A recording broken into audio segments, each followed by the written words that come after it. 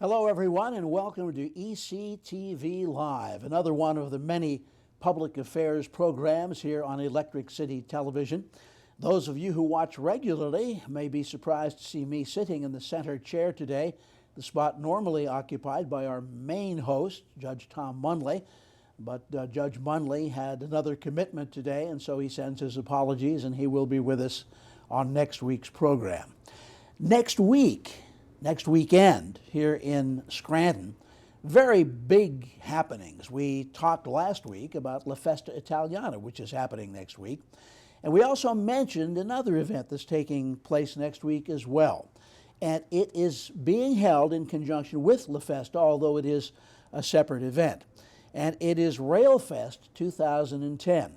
Our guest today is going to talk to us about Railfest, what you're going to be able to see and do there, and a bit about the history, the important and the extensive history of railroading here in our area. And he is Dom Keating. Dom is a member of the committee for Railfest. And Dom, you're also associated with the Railroad Authority, are you not? Yes, I'm on the board of the Pennsylvania Northeast Regional Rail Authority. We operate the tracks from Carbondale to Scranton to past the Delaware Water Gap, and also the line to Montage. And we have about 100 miles of track. I'm the vice chairman of the authority. Well, tell me a little bit about Railfest itself, how it came to be, and why it came to be. Railfest came about to bring the nation's attention to the treasures at Steamtown National Historic Site, and to bring the greater partnership of railroads around the country to bear on Scranton. And it had various types of forerunners, but the Railfest as we know it today pioneered in 2007, and it moved to Labor Day weekend in 2008. And every year it's seen increased attendance, and we've stressed family participation in Railfest. You brought along a poster for this year's Rail Festival, and as I mentioned as I opened the program, you are really closely associated with the La Festa activities as well. Yes, it's La Festa annually draws well over 100,000 people to Scranton, and many of them travel a distance to get here. We scheduled Railfest to make a sidebar, although a very important one, to the main celebration of La Festa. And our partnership with them has been extremely good. Last week, I understand you had Chris DiMatteo on here, and I'm pleased to say that he is going to be the Grand Marshal of Railfest this year. He's been tremendous to work with, as has the whole La Festa committee, and we have a transportation link between Steamtown and Courthouse Square. We have Colts trolley buses. We'll be shuttling people back and forth from the corner of Washington and Linden to the Steamtown activities. Well, La Festa, of course, has its roots in the pride, the Italian heritage that is so prevalent in much of Scranton, much of Lackawanna County, much of northeastern Pennsylvania for that matter. What about rail heritage in our area? Apparently there's a lot of that as well. Well, railroads were the primary means of developing northeastern Pennsylvania. Scranton retains the distinction of being the largest industrial city in the East that never had water transportation.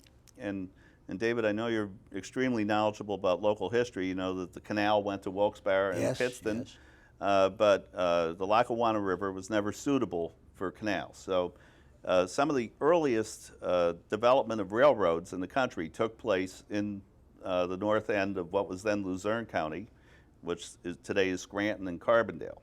The Delaware and Hudson Company began operations in Carbondale using the gravity railroad in 1829. And the Lackawanna Railroad was opened out of Scranton in 1851. The Pennsylvania Coal Company had an extensive gravity system out of Pittston and Scranton to the Delaware and Hudson Canal. Now, in hold on just 1850. one second, because a lot of people, I think, have heard that term before, gravity railroad. And we see some in the Carbondale area. There's historic signs. For people who have been down to Jim Thorpe, a popular tourist attraction, and many people from Wilkes-Barre, Scranton, Carbondale, Tunkhannock head down that way. What was the gravity system? This was actually a train that moved without an engine pulling it, per se? That's exactly right, and it was ingenious. I think you could compare it to what NASA is today. The gravity system was in 1829. It was a totally new form of technology that drew the brightest engineers in the United States to our area to engineer this. And it would consist of stationary steam engines, not steam locomotives, but steam engines on tops of mountains. And the planes would be at first rope and then later wire planes to haul coal cars and then later passenger cars up about 2,200 feet on a 12% grade to the top, and then the cars would coast by gravity down a level. Now, on the Pennsylvania Coal Company, there was when they returned the empty coal cars to Dunmore and Pittston, there was one stretch from Lake Ariel to Avoca where the cars actually coasted for over 20 miles without a locomotive. It was extremely ingenious form of transportation. And if it sounds familiar to some people, this form of transportation, although you may think you've never ridden a gravity railroad, I suggest to you, if you have ever been on a roller coaster, you have ridden a gravity, same principle. That's a great simile. It is actually very similar to that. I think Knoebels might be a little more thrilling, but I know that the passenger cars, at different points in the 1890s, the Delaware and Hudson brought 15,000 people a day to Farview, which was a picnic ground then, not a state institution, on gravity cars.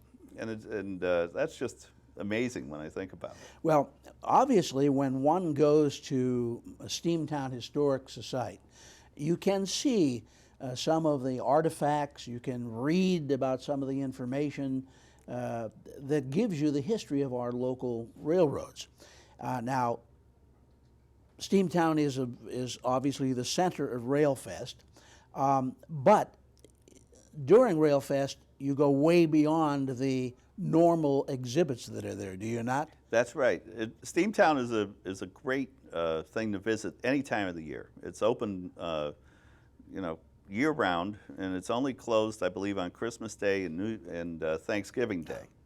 However, we bring in many exhibits, a lot of rolling stock from all around the country. The major railroads in the United States, particularly the Norfolk Southern and the Canadian Pacific, both of which have active freight lines through our area here, are very generous in sending in their most modern equipment. And some years they'll send in antiques. This year, Norfolk Southern is sending in a genset locomotive. I've only seen one in my life. These are the new green engines. Their level of emissions compared to a normal diesel is less than half, and they're used in areas where there's high population and a good reason to keep emissions down. So that genset will be arriving here. The Norfolk Southern also sends their exhibit car, which has a locomotive simulator in it. So our visitors will be able to sit down and experience the feeling of operating a train themselves. Oh, okay. Without worry about a collision or a derailment or anything else. Canadian Pacific has sent us the biggest diesel they have. It's called an SD90, and it has 16 massive cylinders in it, and it arrived in Scranton, and it's in the turntable area. The Canadian Pacific is also sending the car that they used at the Winter Olympics in Vancouver this year to represent their system and their 12,000 employees. And in that car, virtually all 12,000 of their employees signed a document, and they have many other interesting artifacts. I was hoping that that the hockey player, Mr. Crosby, might come with the car, but we don't have him. We have a lot of sports memorabilia in the car relating to the Winter Olympics. The Amtrak, the National Railroad Passenger System, which you are well familiar with and brought a lot of people happy tours on it. They're sending a special train from Albany, which will be arriving in Scranton on Friday evening. And they'll have you know, a full range of modern passenger equipment to look at. The theme of this year's Railfest is passenger railroading. So we have 3 of the major rail systems, Amtrak, Norfolk Southern, and Canadian Pacific, coming, and our own hometown railroad here in Scranton, the Delaware-Lackawanna, is doing everything possible to make this a successful event. This sounds really, really impressive for railroad buffs, but I guess we ought to point out that you don't have to be a railroad buff to enjoy this. You can be a history buff to really enjoy this, and you can be a mom and a dad or a grandpa and a grandma, because railroads to kids have always been and continue to be just such an impressive thing. I don't know if it's just the size of them. The kids, of course, most have not had the opportunity to ride the rails. So I guess just the sheer size and the magnitude of it is impressive. But really, Railfest then is for virtually everybody. It is, and it's amazing. David, you and I are old enough to remember steam engines in regular service. Regular passenger service, yes. Yes, sure. But we're in an increasingly minority position in getting to do that. Young people today, from the first time they see Thomas the Tank Engine, are just passionate about steam railroading in particular. And I want to emphasize that at Steamtown we'll have our big 3254 Canadian National Mikado in service. That's the huge. The big boy, the big Union Pacific engine, which is the centerpiece of the Steamtown site. We'll have cab visits conducted by rangers on that. We'll have 2 operating steam locomotives. One's going to be taking a shuttle train of coaches around the yard. The second one will be taking a caboose special, and kids love riding in cabooses. Yes. They've largely disappeared from the railroad scene in active service today, but it's amazing the amount of connectivity that young people have to the steam era, and that's what we celebrate at Steamtown site. And it's not all about trains. It's primarily focused on trains, but entertainment as well, yes? Entertainment as well. We're kicking off Saturday morning at 10 o'clock with the Ron Lee Orchestra. We have a Ray Owen children program, Casey Jones and the Great American Railroad. He's a nationally known folk artist who will be coming to make several presentations. And we're going to have a huge Lego railroad exhibit. I know young kids love Lego blocks. I think we liked them when we were younger. And well, they didn't call them Legos at that time. No, but they certainly have a lot of appeal. We're going to have everybody associates railroads with swing music, and the Ron Lee Orchestra is fantastic. We're also going to have the Vince Brust dancers doing swing music presentations. So that's also on Saturday. That's on Saturday, and we just have we have Phoebe Snow coming to the event, and for those of us who grew up along the Lackawanna Railroad, she's an icon. She has a completely period outfit as Phoebe Snow, and she's just a very charming person as well. One of the things that always has amazed me is that Phoebe Snow, of course, was a character developed during the heyday of rail transportation, steam rail transportation, and it was a woman depicted in white, and the whole idea was that the train on which she rode was powered by anthracite coal, readily available in our area, and did not create as much soot and pollution as did bituminous. And yet, I'm amazed to say, I think in the entire Steamtown collection, there may only be 1 or 2 engines that ran on anthracite. Most of them or bituminous. That's right. And if we think back to World War I, Phoebe Snow's greatest popularity was from 1900 until 1917. And the Lackawanna Railroad itself was running trains that ran on basically anthracite culm, which was very economical for them because there was so much of that around here. But it takes an enormous grate area to burn anthracite, and we all know the amount of draft that you have to make it successfully burn. So as engine sizes increased, it became impractical to burn anthracite. And then during World War I, our United States Navy appropriated most of the anthracite to burn in their coal-fired ships because it didn't make smoke, and the German U-boats would have a harder time spotting them. And unfortunately, Phoebe Snow disappeared because the cleanliness that she typified disappeared until the diesel age came in. And when in 1949, the Lackawanna brought a brand new diesel streamliner, and they named it the Phoebe Snow. Now, the interesting thing, one of the many interesting things about this Steamtown presentation of Railfest 2010 is the fact we often talk about people that events draw. You mentioned the La Festa drawing 80, 100,000 people. The Railfest is a little newer, but how has the attendance been, and where have they come from? The attendance has increased each year. The first year we had it on Labor Day weekend, we had about 3,500. And in 2008, it moved up to about 4,200. And we added 1,000 people last year to get it up to 5,200. So we're hoping, and I must remind the public that we're having Railfest on Saturday the 4th and Sunday the 5th. On Monday, Labor Day, we will have a regular operating day at Steamtown, but we're going to have to return some of this equipment to the major railroads, especially Amtrak, who will need it for the Labor Day rush on Monday. Right. Now, there is a regular admission price to Steamtown, but that remains at their regular rate even though all these events are taking place? Yes. All this extra activity, it's almost unbelievable in today's world, as anybody with a family would know.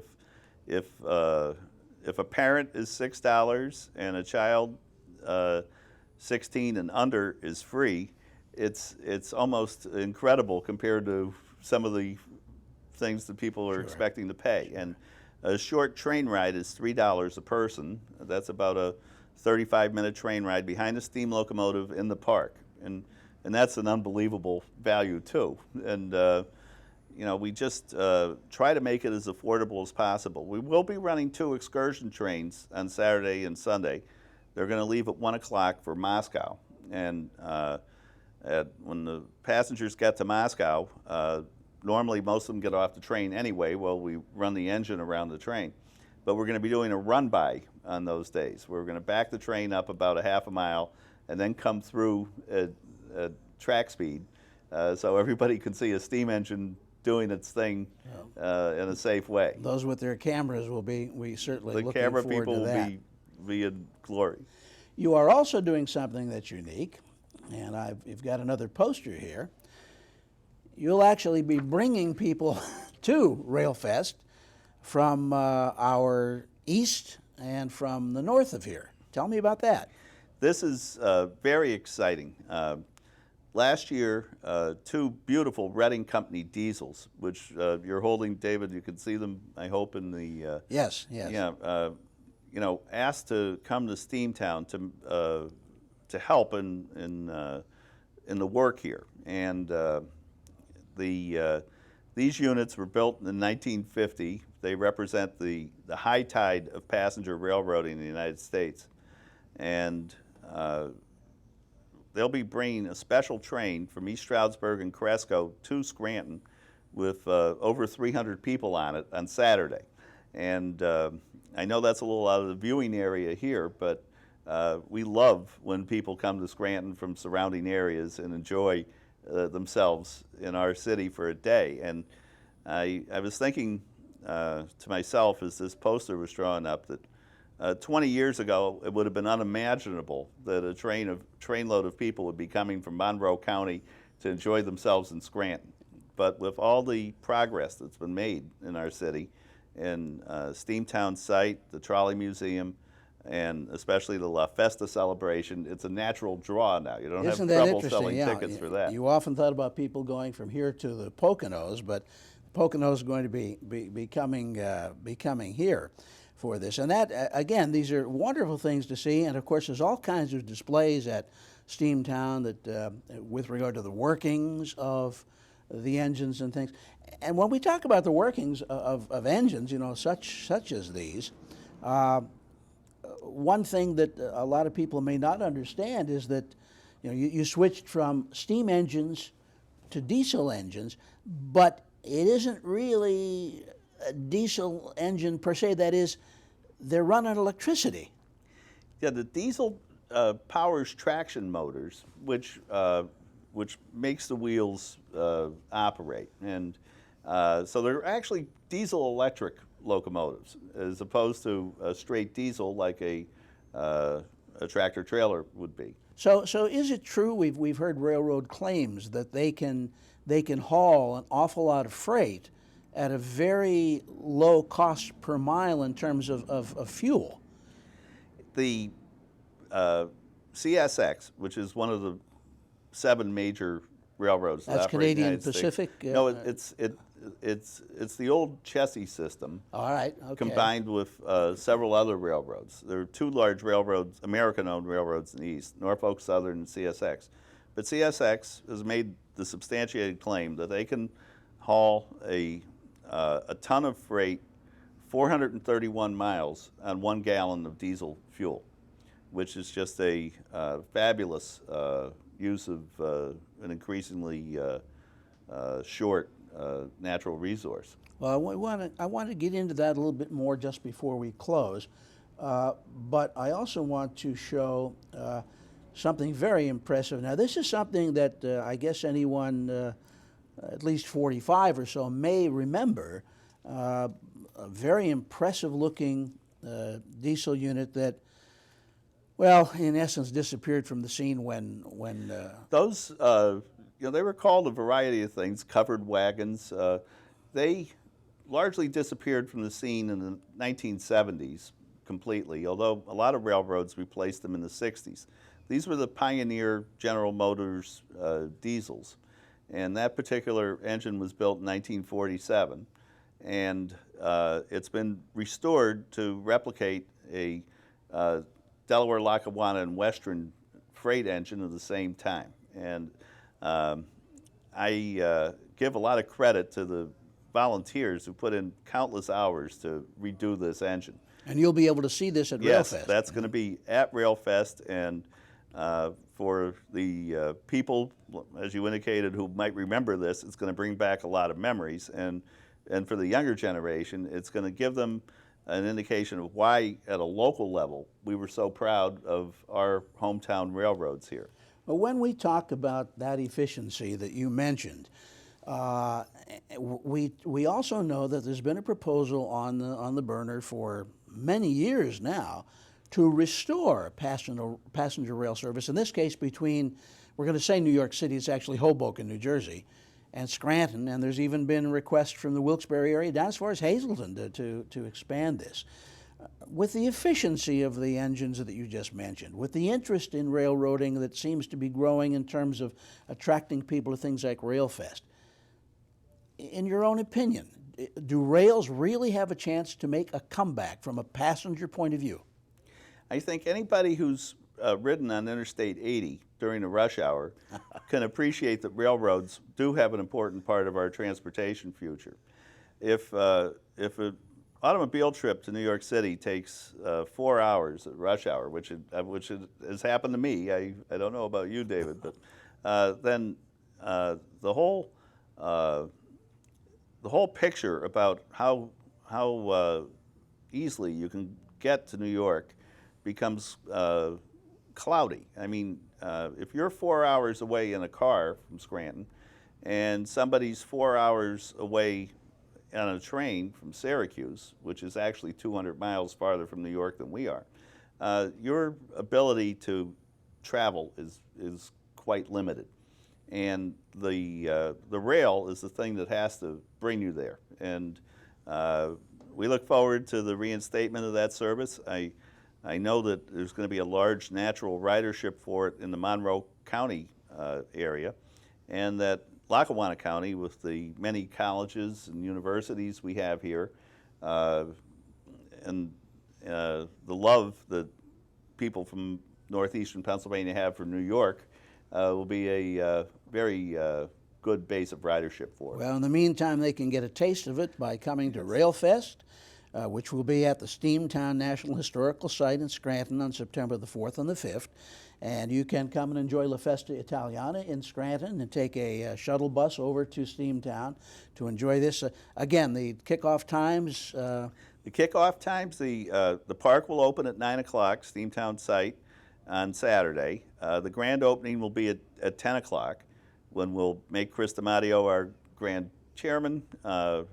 We'll also honor one of the founders of the Delaware-Lackawanna Railroad with a beautiful locomotive that was reconditioned here in Scranton, named in his memory. And we will be presenting the Alan Sweeney Award from the Lackawanna Historical Society to a surprise recipient. Well, Dom, thank you so much for joining us today to talk about Railfest 2010. I hope that some of you folks will get up to Scranton next weekend. A lot of big activities here. Dom Keating joining us today to represent Railfest. La Festa will be going on as well. A lot of things to see on both Courthouse Square and over at Steamtown, all the exhibits, all the entertainment, and I'm sure there'll be some food available as well. Dom, thank you again for joining us today. I'm David DeCosmo for Judge Tom Munley, who was on special assignment today. We'll be back with us next week. That's it for ECTV Live, and we'll see you next week.